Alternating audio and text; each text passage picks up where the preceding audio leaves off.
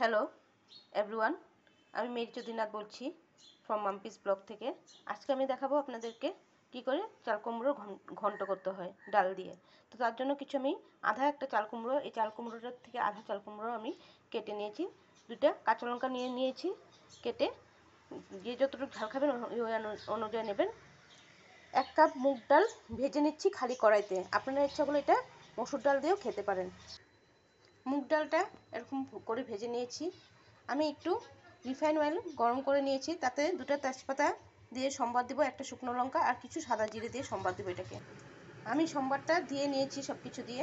এখন হলো চাল কুমড়োগুলো এটাতে দিয়ে আমি মুগ ডালটা আর চাল কুমড়োগুলো দিয়ে দিয়েছি, সাথে 1/2 চামচ হলুদ গুঁড়ো আর 1 চামচ লঙ্কার গুঁড়ো দিয়ে 1 চামচ নুন দিয়েছি। এটাকে ভালো করে এখন জল দিয়ে ভেজে নেব। একটু নাড়াচাড়া করে অল্প জল দিয়ে নিয়েছি 2 কাপের মতন। এটাকে এখন একটু ঢাকা দিয়ে দিব। ঢাকাটা দিয়ে 3 মিনিটের মতো এটাকে ভাপ দিয়েছি, দেখে নিই কতটুকু হয়েছে। এটা অনেকটা হয়েছে, আরও কিছুক্ষণ হতে হবে।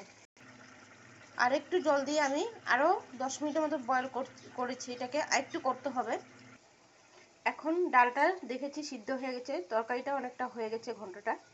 প্লিজ এই আমার ইউটিউব চ্যানেলটাকে লাইক করবেন, শেয়ার করবেন অ্যান্ড সাবস্ক্রাইব করবেন। Thank you for watching this video.